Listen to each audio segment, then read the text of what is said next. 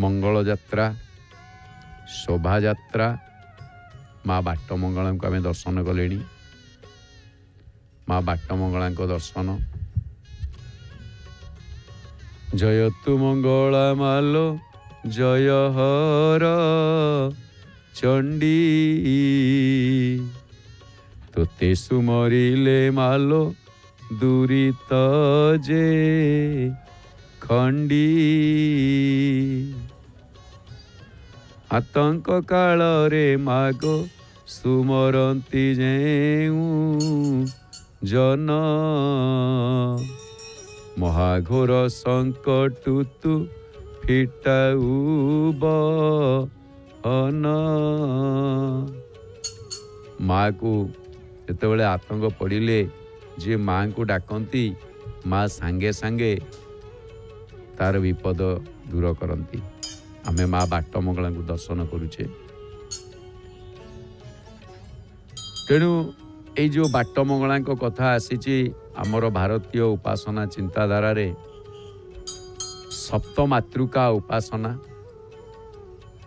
जहाँ को आद्याशक्ति रूप से परिचिता माँ दुर्गा ठारू ही बहु देवी संभूत है पुराण ओ ए गला नाई नाई पड़ जाओ चलो सी रही सी खसब जमती हेले जहाँ माँ खसब से फूलटी की खसई से खसब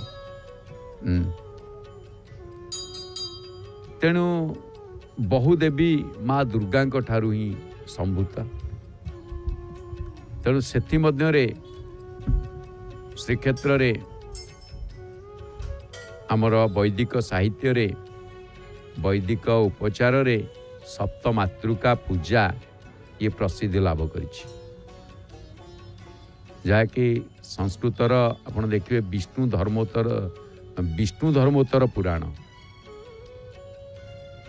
खाली विष्णु धर्मोत्तर पुराण नुहे ये मिलिला गोटे धंडी प्रसाद धंडी माଳ धंडी प्रसाद यही प्रसाद एमती मिलता माँ रुक्मिणी की से श्रीकृष्ण को पाई मार आशीर्वाद हेले प्रभुंकर आशीर्वाद प्रभु प्राप्ति होता है मंडी दे धंडी प्रसाद पुरोधा नंदना सारी वंदापना मंडी दे धंडी प्रसाद मुंडिया को चंडी पादे प्रचराई गुण पंडिता को प्रसाद उदरु बाहुड़ा विजय कराते धंडी प्रसाद मांकर अंग लगी अलंकार तेणु आमे विष्णु धर्मोत्तर पुराण मार्कंडेय पुराण देवी भागवत बराह पुराण कूर्म पुराण ये सबुथिरे सप्तमातृका मानकर वर्णना थिबा आमे मध्य जानिचे आउ आज सूर्य बार सप्तमी तिथिर इष्ट होउचंती सूर्य आज रविवार तेणु ये सप्तमातृका किए से सप्तमातृका माने 7 जन माँ को कथा देवी किए से सी एपटे बेश श्रृंगार महाप्रभुंकर किए से न ब्राह्मी माहेश्वरी चैव कौमारी वैष्णवी तथा बाराही च तथैन्द्रियाणि बाराही च तथैन्द्राणि चामुंडा सप्तमातरः ये जो सप्तमातृका किए से ना ब्राह्मी माहेश्वरी कौमारी वैष्णवी बाराही इंद्राणी चामुंडा केते जन हेले 7 जन ये 7 जन ये शक्ति जहाँ को प्रकृति बोली कहा जाए इति पुरुष और प्रकृति रे समन्वय देखिले एमाने ये देवतांकर शक्ति एमाने नारी रूप धारण कर को देवतांकर ना ब्रह्मांकर ब्राह्मी महेश्वर ये माहेश्वरी कुमार ये के कौमारी विष्णु वैष्णवी बराह बाराही इंद्र इंद्राणी चामुंडा निकी जम ଯମଙ୍କର ଶକ୍ତି। ତେଣୁ ये देवता मानकर शक्ति बा नारी रूप कुहाଯାଏ। तबे एइटी गोटे कथा देखिए, प्राचीन काल रे उत्कल रे जो मातृका पूजार प्रचलन कथा थिबा आमको जा प्रमाण मिले विभिन्न अंचल रे थिबा मातृका मूर्ति मानकर उत्कल भास्कर्य पुराण रे जो वर्णना करा जायछि सप्तमातृका मूर्ति मान ओडिशार शिल्प मानक द्वारा खोदित होइतिबा जणा जायछि। शिल्पी माने ताकू गढ़ीचंती। हेले ओडिशा रे सप्तमातृका व्यतीत अष्टमातृका पूजार प्रमाण आमको मिले आ प्राधान्य मध्य थाए। कारण सप्त बा अष्ट संख्या निर्विशेष रे मातृमूर्ति को सप्तमातृका आख्या प्रदान करा जाउथिला। परवर्ती काल रे एई संख्या धीरे धीरे 64 को वृद्धि लाभ करी जोगिनी नाम रे अभिहित होला एवं भुवनेश्वर एक स्वतंत्र सप्तमातृका मंदिर थिबा ऐतिहासिक प्रमाण मिले। मात्र तार अस्तित्व एबे लुप्त। तेणु पर ता अष्टमातृका रूप रे श्रीक्षेत्र अष्टचंडी अष्टशंभु श्रीक्षेत्र को रुद्धिवंत करिसेंती। जणे मां को चुनुरी मामूरा दे पूरी कर दे हलवा बांटूंगी, मामूरा दे पूरी कर दे चुनरी चढ़ाऊंगी। हाँ मुरादा पूरी करती है। तो एठी गोटे जिनस देखिए, पुरीर मार्कंडेश्वर महादेवंक बेढ़ारे अछंती किए से ना सप्तमातृका मूर्ति, परशुरामेश्वर मंदिर, बेताल मंदिर, कलाहांडी रे बेलखंडी, राजपदर थिबा सप्तमातृका मूर्ति मान ओडिसी कला और संस्कृति रे जीवंत साक्षी। तापरे सप्तमातृका जहा कि जो भास्कर्य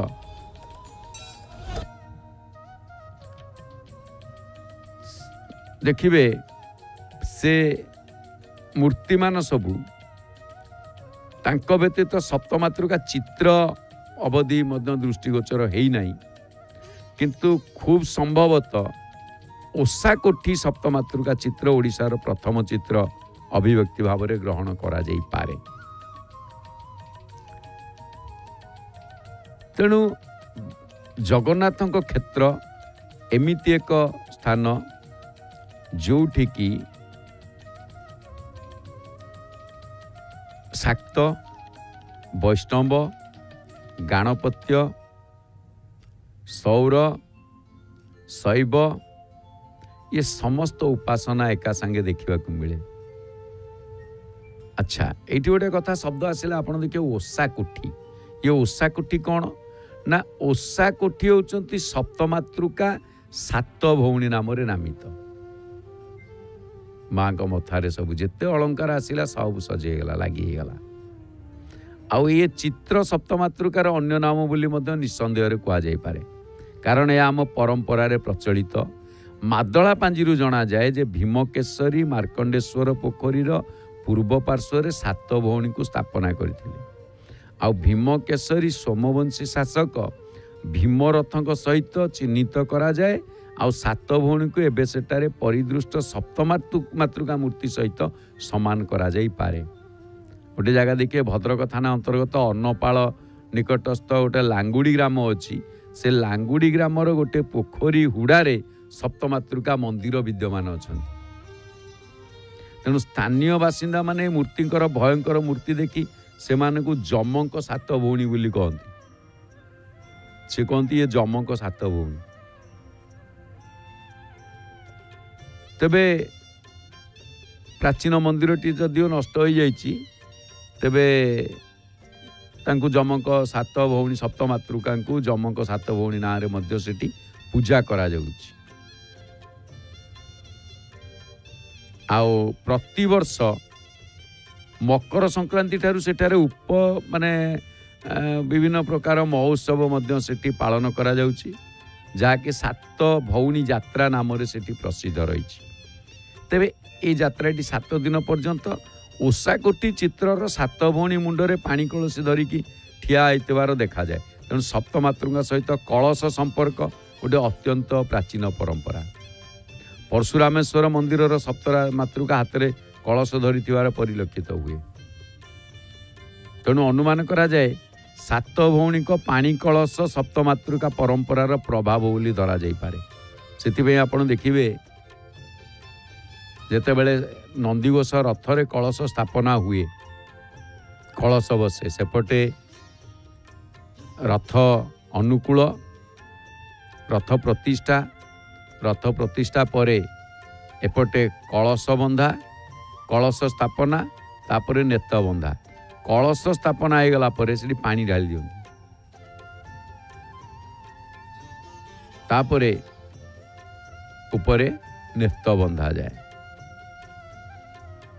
ତେଣୁ ଆହୁରି ଟିକେ ଗଞ୍ଜାମର ବ୍ରହ୍ମପୁରରେ ଅନୁଷ୍ଠିତ ଯେଉଁ ଠାକୁରାଣୀ ଯାତ୍ରା, ସେଠି ପାଣି କଳସ ମୁଣ୍ଡରେ ଧରିକି ଶୋଭାଯାତ୍ରା ଯିବାର ବିଧି ଅଛି। ଆଉ କଳସ ଗୁଡ଼ିକୁ ଠାକୁରାଣୀ ରୂପରେ ମଧ୍ୟ ଗ୍ରହଣ କରାଯାଏ।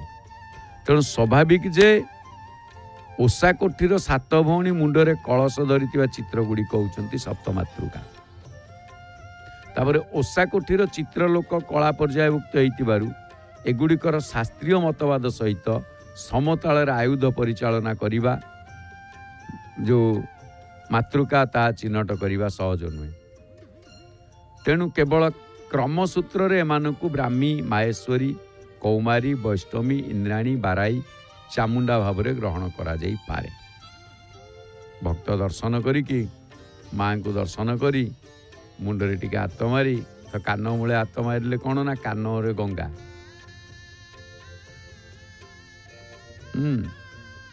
ତେଣୁ ଓଡ଼ିଶାର ସର୍ବପ୍ରଥମ ସପ୍ତମାତୃକା ମୂର୍ତ୍ତି ବଲାଙ୍ଗୀର ଜିଲ୍ଲା ଅନ୍ତର୍ଗତ ଟିଟଲାଗଡ଼ ସବଡିଭିଜନର ଘୋରାଳ ଗ୍ରାମ ନିକଟରେ ଥିବା ଅନୁସନ୍ଧାନ କରାଯାଏ ବା ଏହା ଦୃଷ୍ଟିଗୋଚରକୁ ଆସେ ପ୍ରଥମ ସପ୍ତମାତୃକା ମୂର୍ତ୍ତି। ତେଣୁ ପ୍ରସ୍ତର ଖୋଦିତ ମୂର୍ତ୍ତିଟିର ଆକୃତି ବହୁ ବିଶାଳ। ତାର ନିର୍ମାଣ କାଳ ଖ୍ରୀଷ୍ଟୀୟ ସପ୍ତମ ଶତାବ୍ଦୀ ଥିବା ଜଣାଯାଏ। ତେବେ ସପ୍ତମାତୃକା ମାନଙ୍କ ମଧ୍ୟରୁ ଯେଉଁ ପରଶୁରାମେଶ୍ୱର ମନ୍ଦିରରେ ବ୍ରାହ୍ମଣୀ, ମାହେଶ୍ୱରୀ, କୌମାରୀ, ବାରାହି, ବୈଷ୍ଣବୀ, ଇନ୍ଦ୍ରାଣୀ, ଝରିଆଲର ବ୍ରାହ୍ମଣୀ, କଟକ ଜିଲ୍ଲା ଧର୍ମଶାଳା ଗ୍ରାମର ବୈଷ୍ଣବୀ, ଇନ୍ଦ୍ରାଣୀ, ଚାମୁଣ୍ଡା ମୂର୍ତ୍ତି ପ୍ରଭୃତି ଉତ୍କଳର ସପ୍ତମାତୃକା ପୂଜାର ସାକ୍ଷ୍ୟ ପ୍ରଦାନ କରେ। ଆଉ ଭୁବନେଶ୍ୱରର ବୈତାଳ ମନ୍ଦିରରେ ଥିବା ମାତୃକା ମୂର୍ତ୍ତିମାନ ଖ୍ରୀଷ୍ଟୀୟ ଅଷ୍ଟମ ଶତାବ୍ଦୀର ବୋଲି ଐତିହାସିକ ସିଦ୍ଧାନ୍ତ ମିଳେ। ଦୀପଟିଏ ପ୍ରଜ୍ୱଳନ, ଭକ୍ତ ପ୍ରଦତ୍ତ ଦୀପଟି ପ୍ରଜ୍ୱଳନ କରୁଛନ୍ତି। ଆଉ ଠିକ୍ ଏହି ସମୟରେ ବି ଭକ୍ତ ଆଣିକି ଦୀପଟିଏ ଦେଉଛନ୍ତି। ଆଉ ଦୀପଟି ମଧ୍ୟ ମାଆଙ୍କ ପାଖରେ ପ୍ରଦୀପ ଲାଗୁଛି। ତେଣୁ ମାଆଙ୍କୁ ପ୍ରଦୀପ ଦ୍ୱାରା ଆଲୋକିତ ଆଲୋକ। ଏଠି କ'ଣ ନା ମୋର ଯେତେ ପାପ ତାପ ଅଛି, ଅଜ୍ଞାନ ରୂପକ ଅନ୍ଧକାର ଅଛି, ମା ତୁ ସବୁ ଦୂରେଇ ଦେ।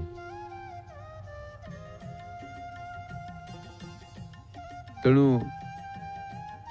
ଯେଉଁ ଅଷ୍ଟମ ଶତାବ୍ଦୀରେ ବୈତାଳ ମନ୍ଦିରରେ ମାତୃକାମାନେ ଅଛନ୍ତି, ସେଠି ଯେଉଁ ମାତୃମୂର୍ତ୍ତି, ମାତୃକା ମୂର୍ତ୍ତିମାନଙ୍କ ମଧ୍ୟରେ ଚାମୁଣ୍ଡା ଅଧିଷ୍ଠାତ୍ରୀ ଦେବୀ ଭାବରେ ସେ ଗ୍ରହଣ କରାଯାଇଛନ୍ତି।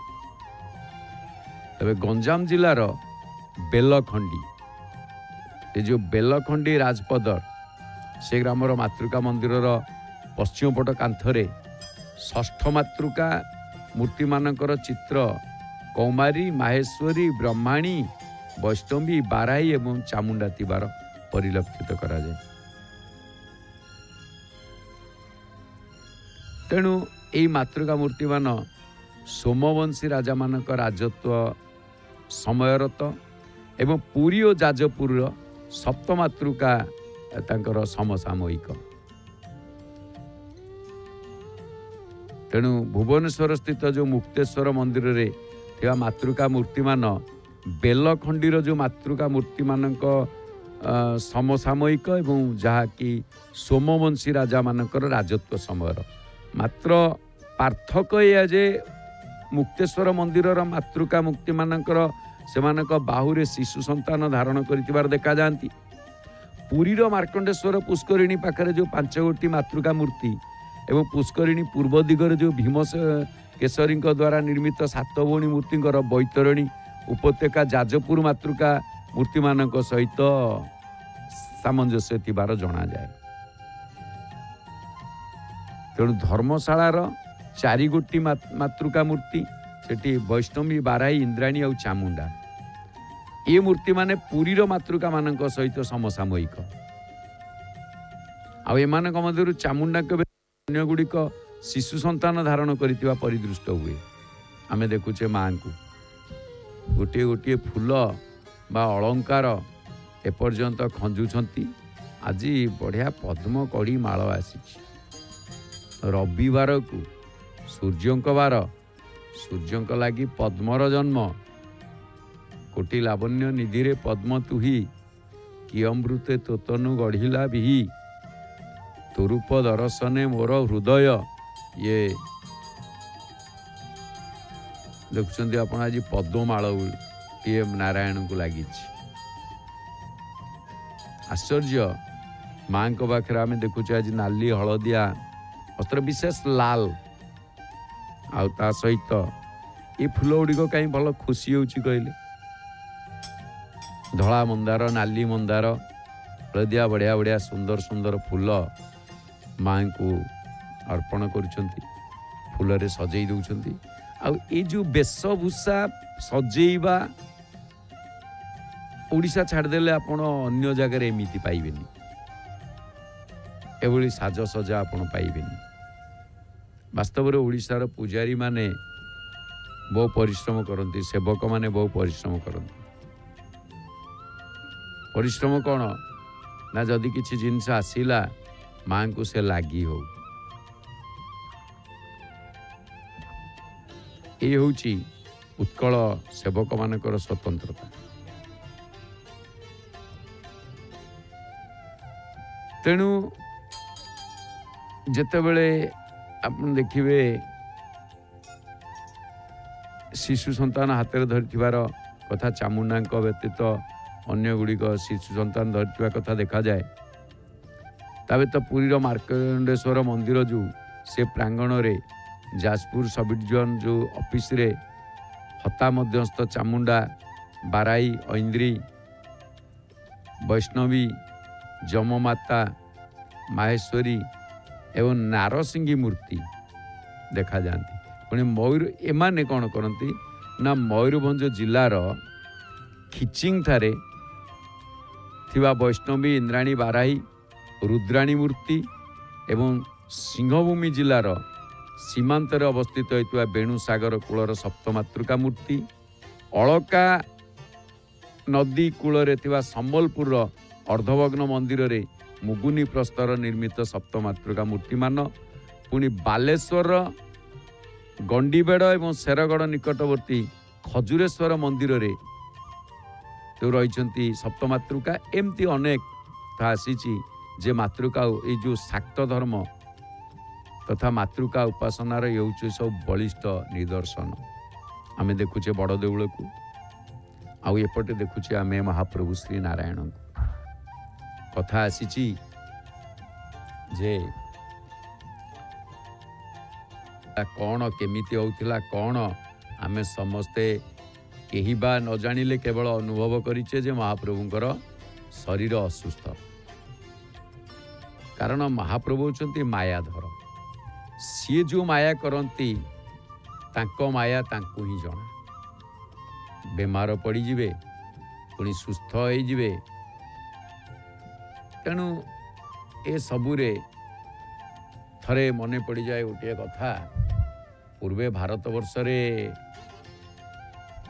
ଗୋଟେ ନଗର ଯାହା କୌଶଳ ନାମକ ନଗରରେ ଗାଧି ନାମକ ଜଣେ ମହାବିଦ୍ୱାନ ଏବଂ ଧର୍ମାତ୍ମା ବ୍ରାହ୍ମଣ ଥିଲେ, ଗାଧି ତନୟ। ଗାଧି ତନୟ କିଏ? ସେ ବିଶ୍ୱାମିତ୍ର, ଗାଧିଙ୍କ ସନ୍ତାନ ବିଶ୍ୱାମିତ୍ର। ଗାଧି ତନୟ ମନ ଚିନ୍ତା ବ୍ୟାପୀ, ରାମ ବିନା ମରଇନ ନିଶିଚର ପାପୀ। କାହା ନା ତାଡ଼କା ପ୍ରସଙ୍ଗରେ ଏ ଯେଉଁ ନିଶିଚର ମାନେ ରାମଙ୍କ ବିନା ମରିବେନି, ରାମ ଜନ୍ମ ନେଇ ସାରିଲେଣି, ତେଣୁ ଚାଲ ତାଙ୍କୁ ହିଁ ଆଣିବା। ଗାଧି ତ ନୟ। ବିଶ୍ୱାମିତ୍ର ଦୁଇ ଜଣ କ୍ରୋଧୀ ଗୁରୁ ଋଷି ଦେଖାଯାଆନ୍ତି, ଜଣେ ବିଶ୍ୱାମିତ୍ର, ଜଣେ ଦୁର୍ବାସା। ତେଣୁ ସେଇ ଯେଉଁ ଗାଧି ସେ ମହାବିଦ୍ୱାନ ଏବଂ ଧର୍ମାତ୍ମା ବ୍ରାହ୍ମଣ ସବୁକିଛି ତ୍ୟାଗ କରିଦେଇକି ତପସ୍ୟା କରିବା ପାଇଁ ବଣକୁ ଚାଲିଲେ। ଆଉ ସେଠି ଗୋଟେ ପୋଖରୀ ଭିତରେ ଛାତିଏ ପାଣିରେ ଠିଆ ହେଇକି ତପସ୍ୟା କଲେ। ପୋଖରୀ ଭିତରେ ଛାତିଏ ପାଣି, ସେଠି ଠିଆ ହେଇକି ତପସ୍ୟା କଲେ। ଅନେକ ବର୍ଷ ବିତିଗଲା। ଅନେକ ବର୍ଷ ଅତିକ୍ରମ କରିଗଲା। ଯେତେବେଳେ ଅନେକ ବର୍ଷ ଅତିକ୍ରମ କରିଗଲା,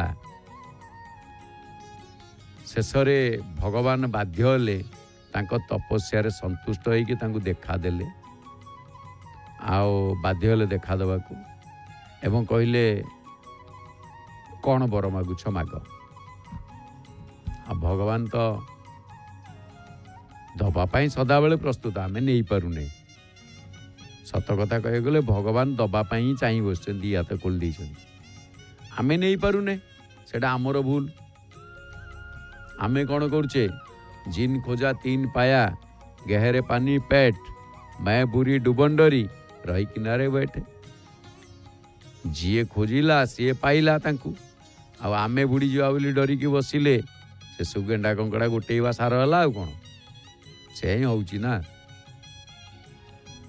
ତେଣୁ ଗାଧି କହିଲେ ଯେ ପ୍ରଭୁ, ସାରା ସଂସାର ଜାଣେ ଯେ ଆପଣଙ୍କ ସୃଷ୍ଟି ଆପଣଙ୍କ ମାୟାରେ ରଚିତ।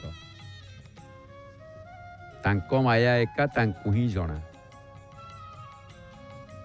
ତେଣୁ ସେ ହେଉଛନ୍ତି ମାୟା ଧର, ମାୟା ଧର। ତେଣୁ ଏ ପ୍ରଭୁ, ଆପଣ କେତେବେଳେ କ'ଣ କରୁଛନ୍ତି, ଆପଣଙ୍କ ମାୟାକୁ ତ ଜାଣି ହେଉନି। ଆପଣ ବେମାର ପଡ଼ିଛନ୍ତି, 15 ଦିନ ଦର୍ଶନ ଦେଉନାହାନ୍ତି। ଆପଣ ପୁଣି ବେଳେବେଳେ ଶରୀର ତ୍ୟାଗ କରିଦେଉଛନ୍ତି, ତାପରେ ପୁଣି ନୂଆ କଳେବର ଧାରଣ କରୁଛନ୍ତି। ତେଣୁ ଆପଣଙ୍କ ମାୟାକୁ କିଛି ବୁଝି ହେଉନି। ଆଉ ମୁଁ ଟିକେ ଆପଣଙ୍କର ମାୟା ଦେଖିବାକୁ ଇଚ୍ଛା କରୁଛି। ତେଣୁ ଆପଣ ମୋତେ ବରଦାନ ସ୍ୱରୂପ ଆପଣଙ୍କର ମାୟା ଟିକେ ମୋତେ ଦେଖାନ୍ତୁ।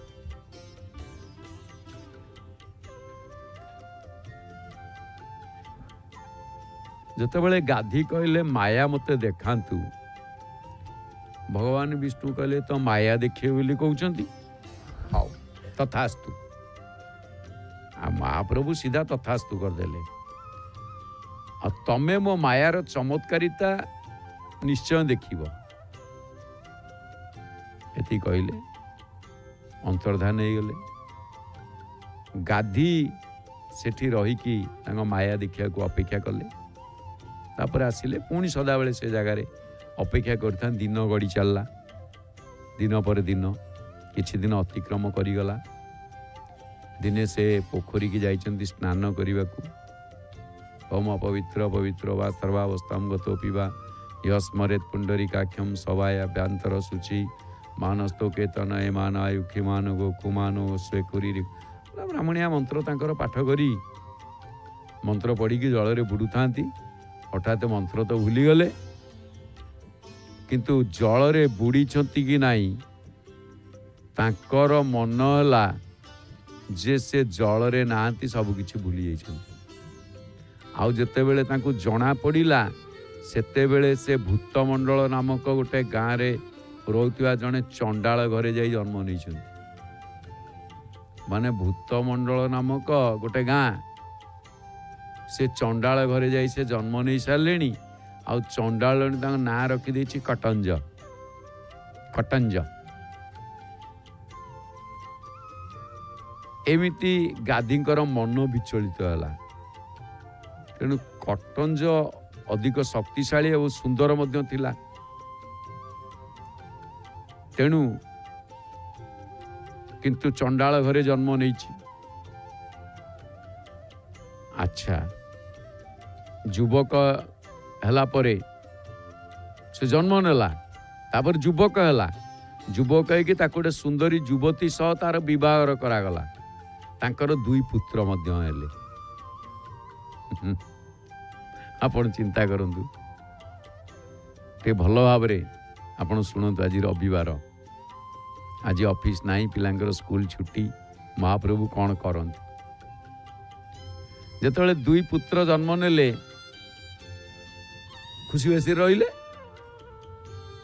କିନ୍ତୁ ଏମିତି ସମୟ ଆସିଲା, ସେ ଗାଁରେ ମହାମାରୀ ଖେଳିଗଲା।